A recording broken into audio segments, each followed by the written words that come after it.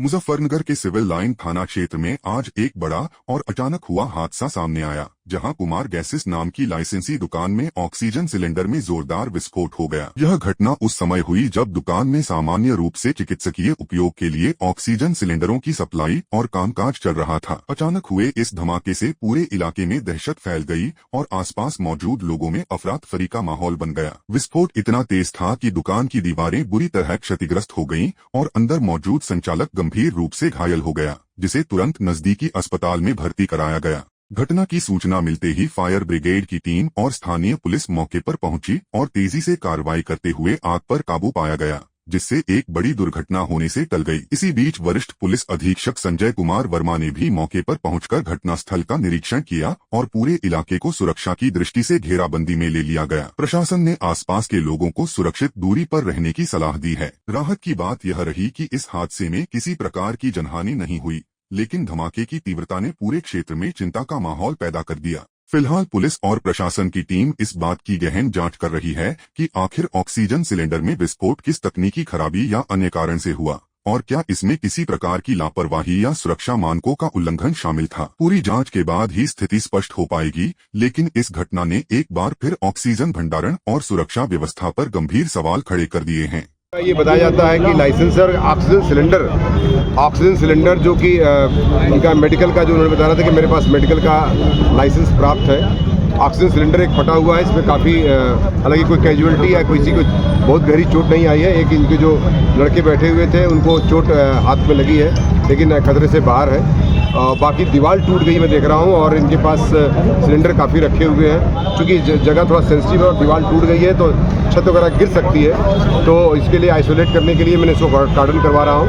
और बाकी आप लोग इसमें सहयोग प्रदान करें तथा अभी किसी की कोई ऐसी बात नहीं है। दुर्घटना में हुई है लेकिन फटा है, लेकिन कोई कैजुअलिटी या डेथ नहीं हुई है। बाकी इसमें जो उनको थोड़ा चोट लगी थी उनका इलाज कराया जा रहा है। बाकी आवश्यक विधिक कार्रवाई इसमें सुनिश्चित की जा रही है। मुजफ्फरनगर के एक निजी होटल में लोक जनशक्ति पार्टी द्वारा कार्यकर्ता सम्मेलन का आयोजन किया गया, जिसमें पार्टी के प्रदेश अध्यक्ष पवन वर्मा मुख्य अतिथि के रूप में शामिल हुए। इस सम्मेलन में संगठन विस्तार पर जोर देते हुए कई कार्यकर्ताओं को महत्वपूर्ण पद सौंपे गए, ताकि आगामी विधानसभा चुनाव से पहले पार्टी को जमीनी स्तर पर और मजबूत किया जा सके। कार्यक्रम के दौरान प्रदेश अध्यक्ष पवन वर्मा ने स्पष्ट किया कि पार्टी का लक्ष्य उत्तर प्रदेश की हर विधानसभा सीट पर अपने प्रत्याशी उतारना है और इसी रणनीति को लेकर कार्यकर्ताओं के साथ गहन चर्चा की गई है। उन्होंने यह भी कहा कि फिलहाल पार्टी का गठबंधन बिहार में एनडीए के साथ है, लेकिन उत्तर प्रदेश में आगामी चुनाव को लेकर गठबंधन के मुद्दे पर भविष्य में निर्णय लिया जाएगा। वहीं पार्टी के जिला अध्यक्ष मनोज अग्रवाल ने भी कार्यकर्ताओं को संबोधित करते हुए कहा कि संगठन को मजबूत करना और चुनावी रणनीति तैयार करना उनकी प्राथमिकता है। उन्होंने विश्वास जताया कि कार्यकर्ताओं की मेहनत और संगठन की एकजुटता के दम पर पार्टी आगामी चुनाव में मजबूती के साथ मैदान में उतरेगी। इस सम्मेलन के जरिए लोजपा ने साफ संकेत दे दिए हैं कि वह उत्तर प्रदेश की राजनीति में अपनी सक्रिय भूमिका निभाने के लिए पूरी तरह तैयार है। राघव दास अग्रवाल, राष्ट्रीय महासचिव लोक जनशक्ति पार्टी रामविलास, अध्यक्ष para volleyball federation of India और रेल मंत्रालय में बोर्ड मेंबर की भूमिका में कि आज मुजफ्फरनगर के अंदर हमारे प्रधान महासचिव राजीव भाई द्वारा बहुत ही सुंदर कार्यक्रम आयोजित हुआ है और 2027 के कार्यक्रम 2027 के चुनाव को देखते हुए हम अपने हर जिले में माननीय प्रदेश अध्यक्ष पवन वर्मा जी के नेतृत्व में इसी तरह के कार्यक्रम और इसी तरह की सोच के साथ आगे बढ़ रहे हैं। देखिए अभी जैसे कि हमारे प्रदेश अध्यक्ष माननीय पवन वर्मा जी ने बताया कि अभी हमारा ध्यान सिर्फ पार्टी संगठन को मजबूत करने के लिए है और अगर हम पार्टी संगठन मजबूत कर पाए तो हमारे अध्यक्ष जी और माननीय राष्ट्रीय अध्यक्ष जी जो भी निर्णय लेंगे हम उसी पर आगे बढ़ेंगे। लोक जनशक्ति पार्टी रामविलास जिला मुजफ्फरनगर। आज पार्टी और संगठन को मजबूत करने के लिए हमने बैठक बुलाई है। आगामी चुनाव को देखते हुए चुनाव की तैयारियां करने के लिए हमने यहाँ प्रदेश से और जिले के अध्यक्ष इकट्ठा किए और कुछ अपनी नीतियों के बारे में जन तक पहुँचाने के लिए हम कार्य करेंगे और बूथ लेवल पे कार्य करेंगे ताकि आने वाले चुनाव में हम कुछ कार्य अपनी पार्टी का कर सकें। अपने आप को कुछ उपाध्यक्ष जिले में उपाध्यक्ष बटे, कुछ महासचिव को पद दिया गया है और जिले में कुछ और नन्हे पार्टी के लिए संगठन को मजबूत करने के लिए पद दिए। मैं पवन वर्मा, प्रदेश अध्यक्ष लोक जनशक्ति पार्टी पश्चिम उत्तर प्रदेश। आज जो मैं यहाँ आया हूँ, मैं हर जनपद का दौरा कर रहा हूँ पश्चिम उत्तर प्रदेश का। उसी कड़ी में मैं आज मुजफ्फरनगर आया हूँ और 2027 का जो चुनाव आ रहा है विधानसभा का, उसको मजबूती के साथ लड़ने के लिए अपने कार्यकर्ताओं से बात करने के लिए आया। मैंने माननीय राष्ट्रीय अध्यक्ष माननीय चिराग पासवान जी व मेरे प्रदेश प्रभारी माननीय जो जमुई से सांसद हैं अरुण भारती जी का निर्देश है कि हमें पूरे प्रदेश मतलब हर जनपद में चुनाव लड़ाना है पार्टी। और मेरा जो अपना लक्ष्य है, हर जिले से 2 सीटों को लड़ाने का हमने तैयारी हम लोग कर रहे हैं। तैयारी तो हम 2025 जनवरी से ही हम लगे हैं।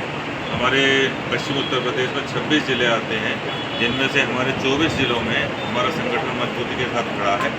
और हमने अभी पुआया विधानसभा में हम मजबूती के साथ अभी कार्यक्रम कराया है, वहाँ पे अपने विधानसभा स्थल का हमने वो किया है।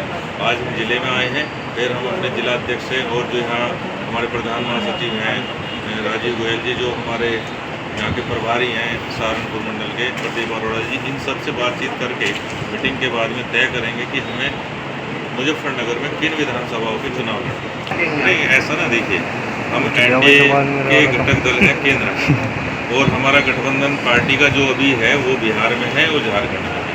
अगर देखिए, हमारे राष्ट्रीय अध्यक्ष जी ने कहा है कि हमें पूरे उत्तर प्रदेश की हर विधानसभा पर तैयारी करनी है। गठबंधन होता है या नहीं होता, ये निर्णय हमारे राष्ट्रीय नेतृत्व करेगा।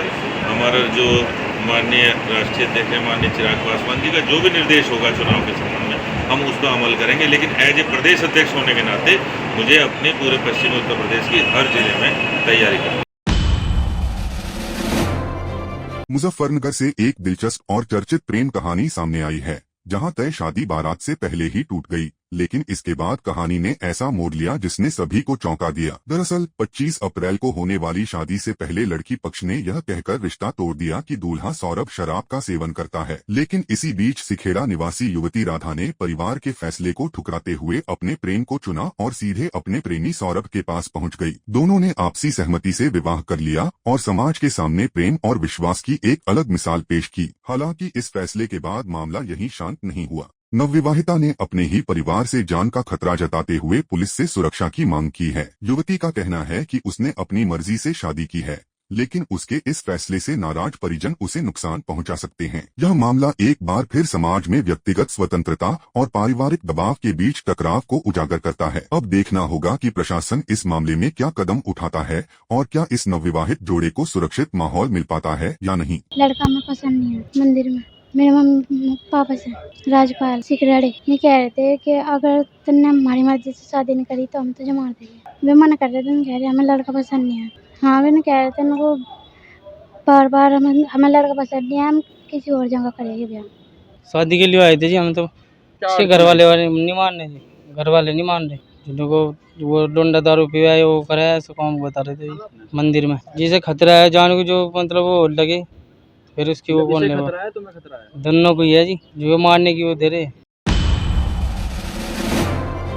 पश्चिम बंगाल में विधानसभा चुनाव के पहले चरण के मतदान के बीच मुर्शिदाबाद से तनाव की खबर सामने आई है, जहां हुमायूं कबीर के समर्थकों और टीएमसी समर्थकों के बीच झड़प हो गई। मतदान के दौरान हुई इस घटना से इलाके में कुछ समय के लिए अफरा तफरी का माहौल बन गया। हालांकि मौके पर मौजूद पुलिस बल ने स्थिति को संभालते हुए हालात को नियंत्रण में कर लिया। बताया जा रहा है कि दोनों पक्षों के बीच किसी बात को लेकर कहासुनी हुई, जो देखते ही देखते झड़प में बदल गई। चुनाव के दौरान इस तरह की घटनाएं प्रशासन के लिए बड़ी चुनौती होती हैं, इसलिए सुरक्षा के कड़े इंतजाम किए गए हैं। पुलिस और प्रशासन की ओर से कहा गया है कि मतदान प्रक्रिया को शांतिपूर्ण तरीके से संपन्न कराने के लिए हर जरूरी कदम उठाए जा रहे हैं और किसी भी तरह की गड़बड़ी बर्दाश्त नहीं की जाएगी। फिलहाल इलाके में स्थिति नियंत्रण में बताई जा रही है और मतदान जारी है।